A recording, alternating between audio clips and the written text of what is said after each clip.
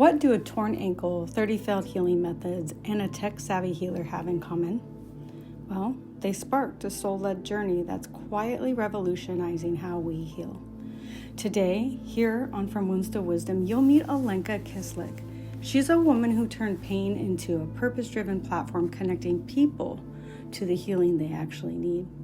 If you've ever felt dismissed, disillusioned, or desperate for answers, this episode is your sign. Let's dive in. A few years ago, I stepped off a curb and tore my ankle to shreds. There was a golf ball size swelling within minutes, and I went to urgent care and, they pulled out a wheelchair because they were like, that looks really bad. I did everything I was told to do. I followed all the doctor's orders, and I kept on re-injuring myself for 7 months every few weeks, and nobody had an explanation for why. And at some point I was like, you know what, I'm going to take this on. I'm going to figure out what's going on. My background is in the video game space and aerospace industry, bringing ideas to life. It blows my mind that we can book a rental for a vacation home on the other side of the world with really specific, I want this size bed, I want a dishwasher, I want a crib, etc. But you can't do anything like that for your health. It doesn't exist.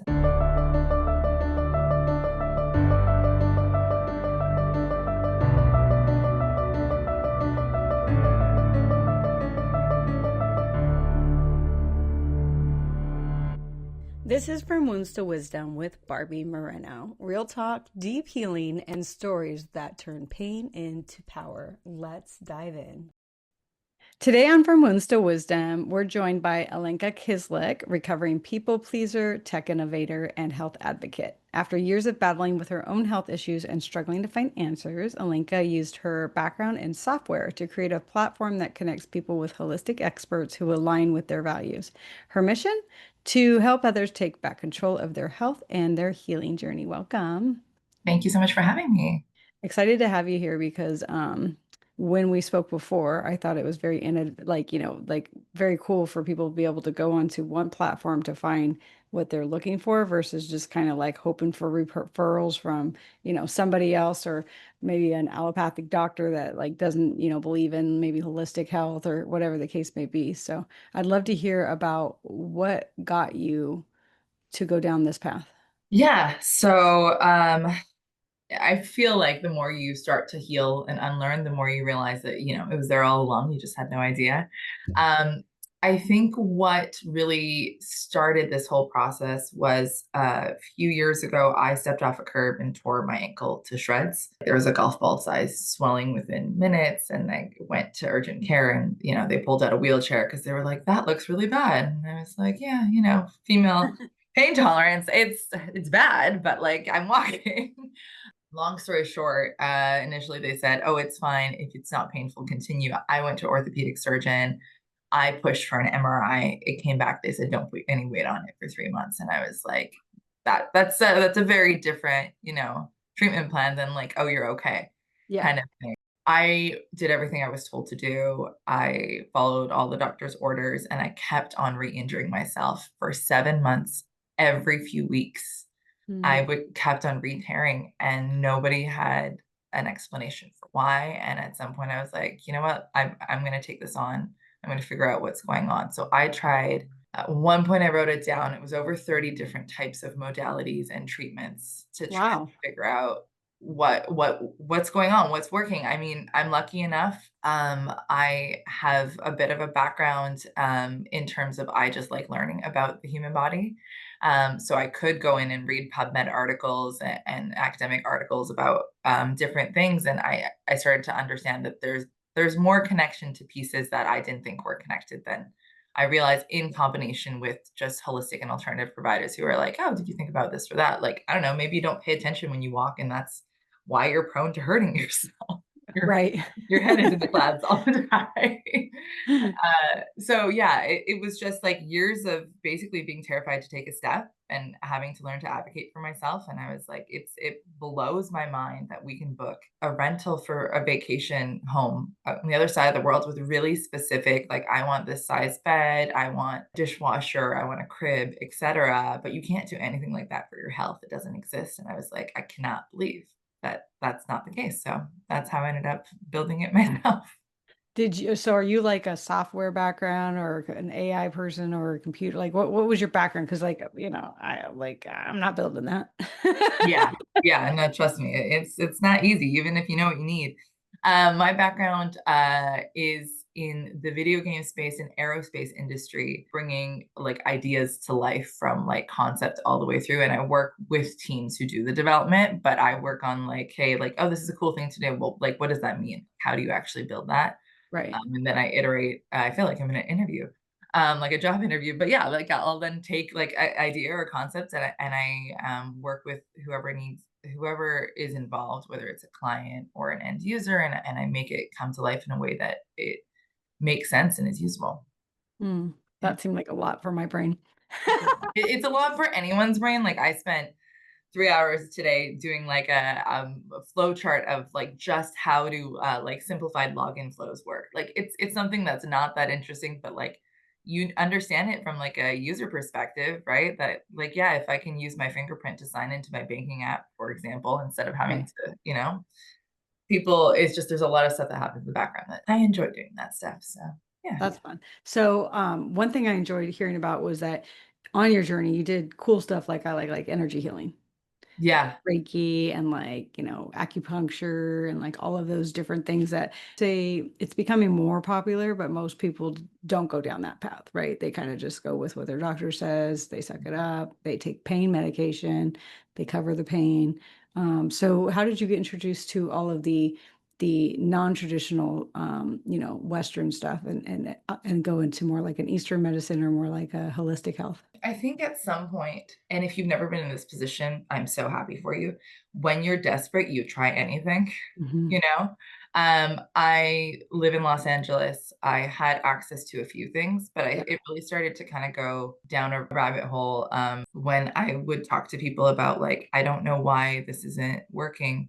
And they're like, well, you could try. I have this friend, she does this type of healing. I have this friend who does like rolfing was another one, which is more fascia and soft tissue. I have another friend who does body work. When I first started going to him, I understood about like 30% of what he was saying. And now I feel like I'm understanding maybe 50%. Like I've started to, it's just the language is very, these are concepts when you're not exposed to it, it's really hard to wrap your brain around. But yeah, I Yeah. It tried. was like you talking 3 minutes ago.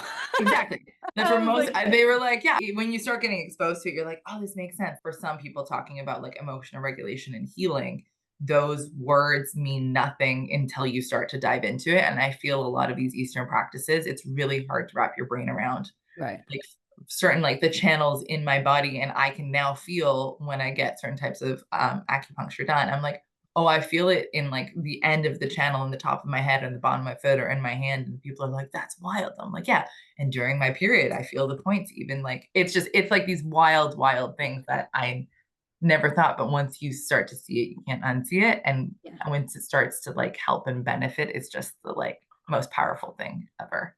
So we'll go into like your I don't know if it's an app or website. We'll talk about that. But what did you find worked, or was it a combination of things that worked best for you in that situation? Nutrition was huge. One of my friends kept telling me, and I had like the hardest time and still do, learning to be present was another big one. And learning to let go and not trying to control all of everything, I think was really big. I think, and related to that, understanding how my mental and physical health are intertwined. Hmm. That touches, I think, a lot of different modalities, right? And Right. a lot of different types of hair. But that really made a difference where I like now know I'm more likely to injure myself if I'm tired and Yes. stressed and I'm not paying attention to that. Like that makes a huge difference. But before I would be like, I'm fine. I'll just push through. But like I've now learned that it's not worth it. Who would think that an injured ankle would then create this whole thing, right? Like, first of all, I'm sure many of people injured an ankle and didn't go down this path, right? So the right person injured her ankle and then it came down this path. So give us like, how does this work? Was it an app? Is it a website? What do I do? I have some emotional issue that's causing me to have gastric issues. Like, where do I go? What do I do? Yeah, that's another one. That's a fun one when you realize that your stress in your digestive system, Yep. or yeah, it's wild. So basically, what we've done with the team that I've worked with is I defined we all know what an algorithm is in terms of our social media feeds, right? You watch a few cat videos, you get more cat videos. You watch a video about home decor, you get more home decor. So that, like, if we take that with a lot more complexity, then we have what I'm building right now. And so basically, the matchmaking is live. Anyone can go in and you can test and see. You can basically put in, it's a questionnaire, it takes about 2 minutes. It's things like your symptoms. This is pretty standard. What is not standard is where are you at in your healing journey.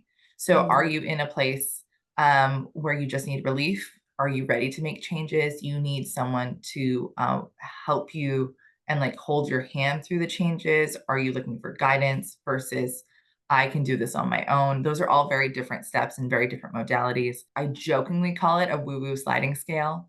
But like, what are you comfortable with, right? Like, are you like, I'm cool with like DNA testing and functional medicine, which is very different than like breath work and Reiki. There's a lot of stuff that fall in the middle. Where are you in terms of your shared lived experiences with your provider? Sometimes this is super relevant, right? Like if you're a mother and what you're going through is related to you being a mother, you want to talk to someone who is and who gets that, right? Same thing if you have a background in the military, or if you have a physical disability or a chronic injury, or have had, like, there's certain experiences that are related. These are optional questions. You don't have to fill them out. The other things that are also super relevant is what are your, in some cases, again, in some cases, it doesn't matter, right? I don't really care what my massage therapist, as an example, believes in terms of politics, religion, or ethnicity. But if I'm talking to like a mental health professional, I do care, like if they understand like my experiences, right? And so that's why we include those things. And it does make a difference in terms, the goal is you step into a room or a Zoom call or whatever with the provider. You don't have to justify why you're feeling this way. The person just gets it. Because unfortunately, that's a super rare feeling, but it is the most beautiful thing when you have it. And that's the goal of this platform is. And there's nobody else who does that, because if I go on my, Anthem Blue Cross website, they're not asking me any of this stuff. They're just saying these doctors are taking patients, these ones aren't. You're going to pay 80% here, you're going to pay 20% there, blah, blah, blah, blah, blah. But nobody, you really, like, even I've looked up doctors on like Google just to kind of get like an idea of them, and there's literally nothing. Like, you have no, like, there's a couple reviews, some people hate them, some people love them, like, but there's never anything specific. So that's like neat. How do practitioners get matched to like people? Like, or do you have like people who are enrolling? How do you, if so, like, how do you screen them and make sure they're not cray cray? uh, and It's I'm important though. specifically referring to the woo-woo world there. I mean, there's also cray cray, Western medicine, allopathic medicine, but the woo-woo world, which I'm in, Yeah. we can come across some really interesting folks. I think, well, and then there's folks who just are so in it that they can't keep a calendar. Very normal in that world. Yeah, yeah, yeah. Yeah, exactly. Which, like, good for you for being so present you forget about the rest of the world. But like, Right. we do a few things. So we have, like, anyone can apply to be a provider on the platform. That takes about 10 minutes. It can take longer depending on if you can copy and paste, your bio, for example, right? If you've already done it somewhere else. Right now, the way the free matchmaker, which exists right now, and we're building out the more comprehensive experience, everyone's listed on there.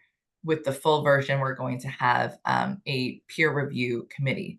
So other providers are going to review providers as they come on the platform, because it's important that we have that. I'm not a holistic expert, and I'm not like, and like if you want someone who understands your version of whatever you do, right? Like someone who does Pilates is not going to be a good validator of someone who does Reiki, for example, right? So you need to have like a diverse committee to be able to do that validation. And then we're going to have ongoing reviews and feedback both ways, right? Because if you have a client that you're like, this person, I don't think is a good fit for this platform, right? Yeah. For whatever reason, then I get those the same way you do for like your Ubers and Airbnbs and whatever. You get feedback both ways, and then we monitor and have ways to be aware of what's going on. Because it's important for me. I think the integrity of the people we have on the platform is like the highest and most important thing. You want to be able to go there and trust that you're going to find good people. Yeah.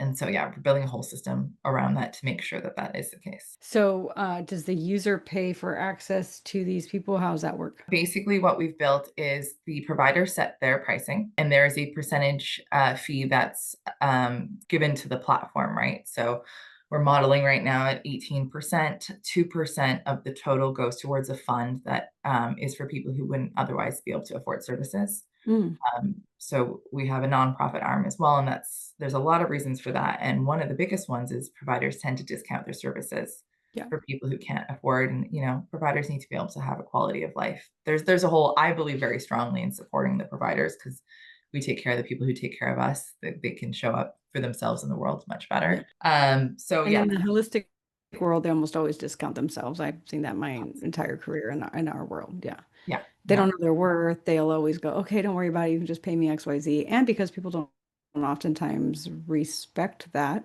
in my opinion, they would negotiate with somebody like that versus trying to negotiate with an MD, right? Well, believe it or not, insurance companies negotiate with MDs all the time I know, what but they're they pay. crazy. We're not going to go down that route. I know they're crazy. I'm just saying, like, they know that they can question that. We as like individuals don't understand that. And I'm not saying that's the right way to go. I actually don't accept insurance across the platform at all, because That's what was my next question. So if yeah. that doctor accepts insurance, can they use it, or everybody has to just pay for the service? There's no insurance at all. Right now, what we're doing is there's no insurance. The reason for that is the way insurance is structured. It doesn't allow the provider to actually give you the time of day that it takes to get the care that Right.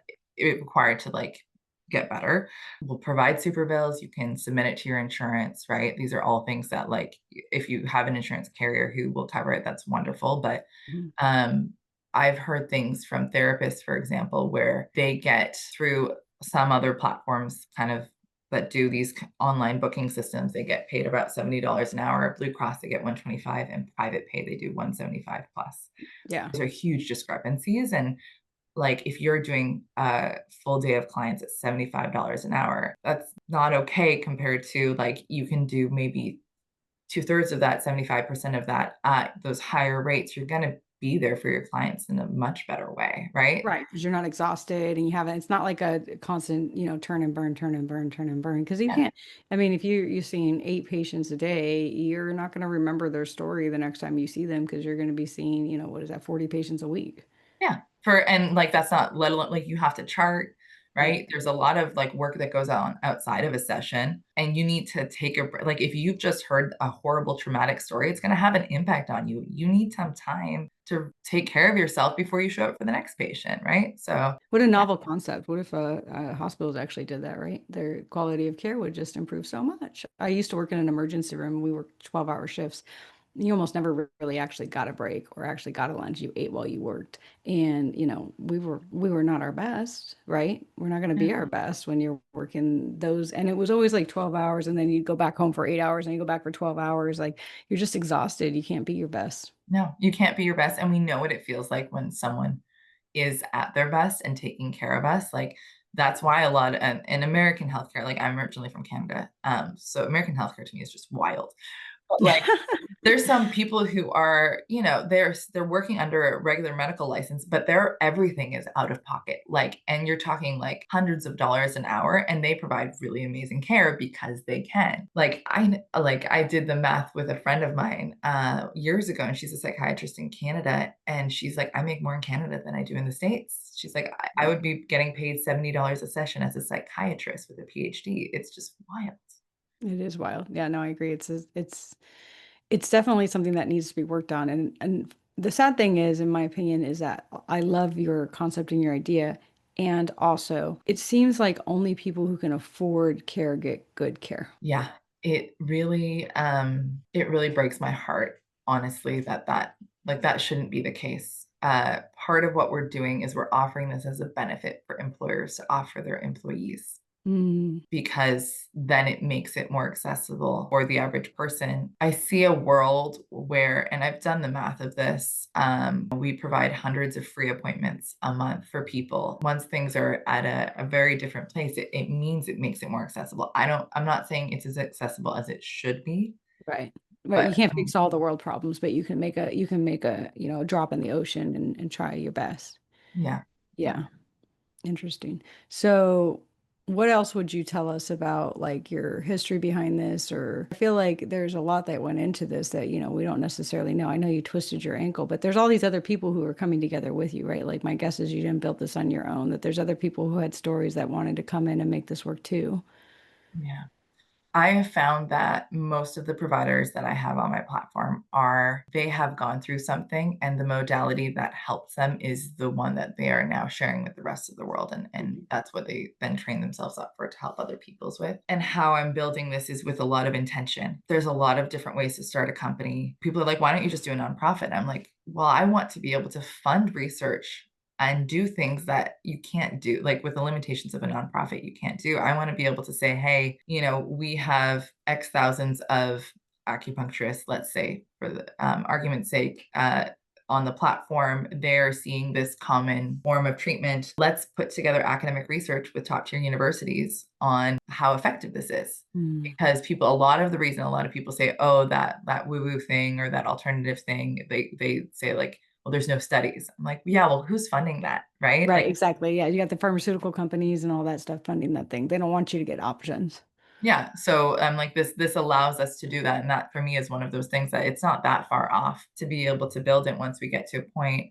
I think for me, it's just finding a way to build this that supports the providers, that makes everyone's life easier on both sides. So what is from like a systems and a software, we all have been on websites that are really like hard to use, and we've been on ones that are easy to use. Like for me, that's my expertise that I put into it, is like, how do we make this as simple to use? We make sure it's safe and secure in terms of data and privacy, and following all of the standards, and then going above and beyond, because believe it or not, the US standards are pretty chill compared to the rest of the world. Yeah, well, no, I believe it.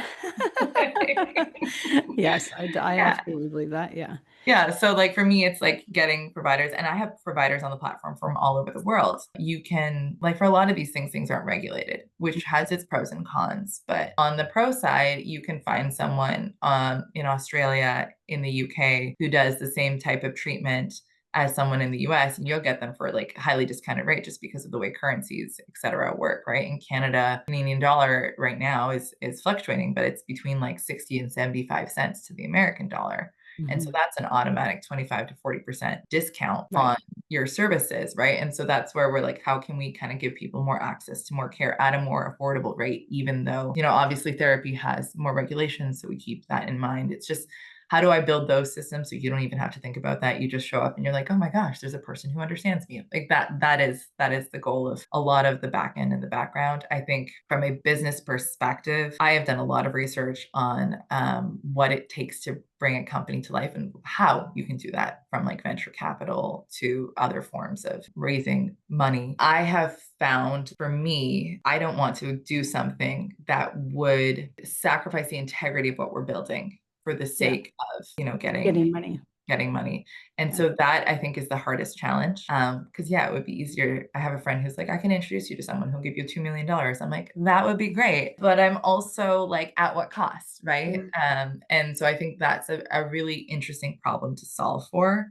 I know it's probably you're not your audience, but for me, it's something I think about all the time, is how You never know, right? Somebody could be listening. They're like, that's really cool. And I like, have interest in funding that, or I know somebody or whatever. I mean, it's always good to put it out there. Yeah. So it's just like, I want to work with people, advisors, potential funders who understand the problem we're trying to solve for, and really get that why it matters.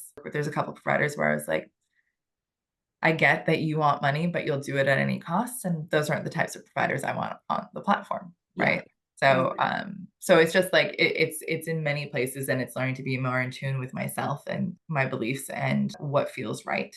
And that has been a whole other journey we didn't get Right. I into. was going to say, I would imagine, like, again, it goes back to you hurt yourself and you went to a traditional, doctors and all that stuff. And then you go on this journey of this other world, right? This woo-woo holistic world and stuff. You're not just healing your ankle. Nope. Nope. You just become a whole different, like, ball of wax there. Like, it is, yeah. Yeah, wild. I had a friend text me last night, and he was like, how are you doing? He's like, I feel like I've just uncovered so much more I need to like grow and learn from. I'm like, yeah, welcome to being alive. It's one of those beautiful things. Kind of makes it feel like this is, might be out there for some people, but probably not my listeners. But it feels like almost like an evolution of consciousness. Yeah. Interesting. I think it's beautiful when you can embrace it. When you fight it, that's when it becomes really difficult and infuriating. But when you can embrace, like, you know what, this is not how I thought this was going to go. And that's okay. Yeah, that's okay. How do people find your platform? The website is sahacollective.com. So that's SAHA collective.com. Okay. Then you can message me on Instagram, YouTube, Facebook, or you can message me on LinkedIn, and we have a page there as well. It's Okay. just me. Just me you. responding to all of that. Yeah. Oh, that sounds like you're a busy lady. Well, I love what you're doing. I'm sure lots of people will love what you're doing. Through your journey, what is some wisdom you can offer people? I think one of the biggest things that has come up for me is your mission stronger than your fear? Oh, wow. And that has come up over and over again. Like, whatever the thing is I'm afraid of, is that stronger? Am I afraid of it more than I believe in it? And I usually love it's a that. really like black and white answer. Right. Yeah. That's a big one. I mean, they can ask themselves that for anything, right? For the Yeah. most part. Yeah, I love that. Well, we appreciate you. I will put your website and your information in the description. Do not get mad at me if people message you on LinkedIn and you're like, got more crap to do. Like, it's not my problem. I promise Hopefully I'm that's a happy. problem, right? Like, hopefully there's Yeah. so many people looking at the podcast and you get so many people reaching out to you, but maybe somebody will be able to help you with the raising of funds, because I know that it's hard to make things like this happen without the money. There's ways to get around it, but it takes a long time. What are you willing to do? And I'm willing to do a lot. Yeah, Yeah. I love that. Thank you for your work. Yeah. No, thank you so much for having me. I appreciate it. If this story spoke to you, let's keep the healing going. Visit barbiemoreno.com for my online course, Awakening Your Worth and Healing Energy sessions, one-on-one coaching, and your free healing guide. Your next step is waiting.